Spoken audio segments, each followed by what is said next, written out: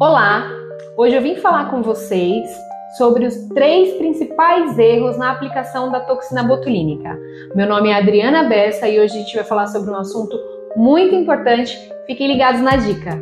Bom, o uso da toxina é realizado há décadas. Essa toxina ela é utilizada para minimizar ou diminuir, como vocês queiram chamar, as nossas ruguinhas dinâmicas. O que são essas rugas dinâmicas? São rugas que aparecem quando nós realizamos as expressões, ou quando sorrimos, ou quando falamos, ou quando ficamos tristes, bravas. Se não diminuirmos o dinamismo dessas rugas, dessa contração, a nossa pele vai marcar. Eu costumo fazer uma analogia com a folha de sulfite. Então a folha de sulfite ela vem lisinha. Se nós amassarmos essa folha de sulfite e depois tentarmos desamassar, ela nunca mais vai voltar a ser igual. A gente nunca mais vai conseguir tirar os vincos, os amassadinhos dessa folha de sulfite.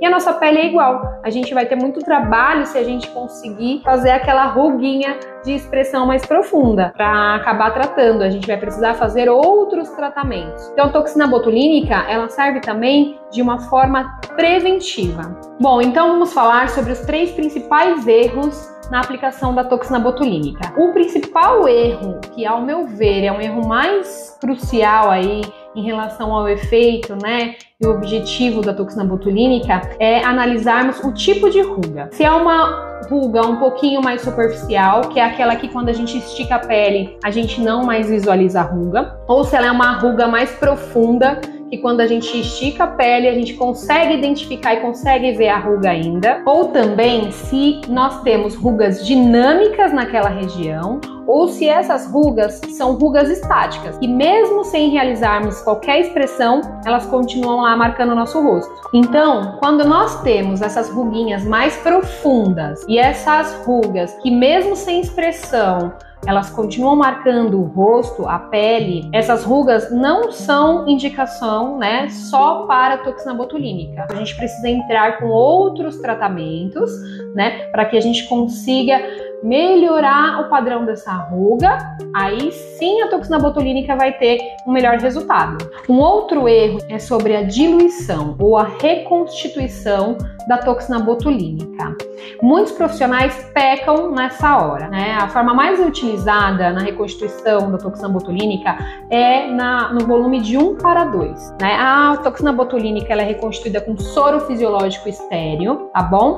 E aí nós utilizamos, por exemplo, se você tem 100 unidades de toxina botulínica no potinho, no frasco, nós utilizamos 2 ml de soro fisiológico estéreo para reconstituir essa toxina, tá bom? Mas isso pode variar de profissional para profissional. Então, como devemos reconstituir essa toxina botulínica? Primeiro, a gente não tira o vácuo do frasco.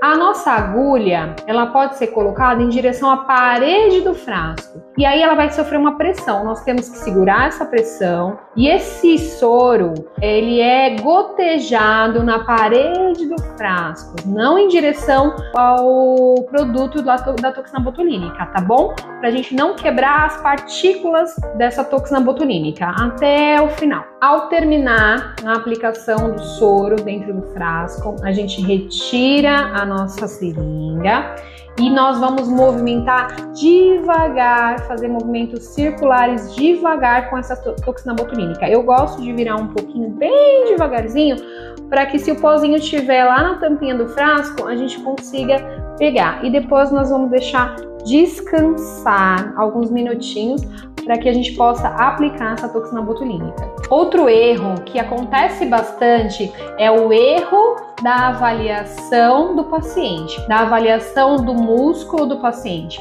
da avaliação da força que aquele músculo tem sobre aquele movimento no seu paciente. Quando a gente fala em musculatura, a gente tem que lembrar que toda musculatura tem uma força. E quando nós falamos de força, nós também podemos falar em assimetria do nosso rosto. Nós devemos lembrar que a musculatura da nossa face, ela é bem juntinha uma da outra, ela é sobreposta. Os nossos músculos, eles são bem próximos. E quando a gente faz uma expressão, vários músculos fazem parte daquela expressão. Então, quando a gente erra a aplicação da toxina botulínica, quando a gente erra a musculatura responsável, a gente gera uma assimetria facial, tá bom? E por isso é primordial nós entendermos da anatomia da nossa face, anatomia muscular da nossa face. Qual o dinamismo daquele músculo? Qual é a força?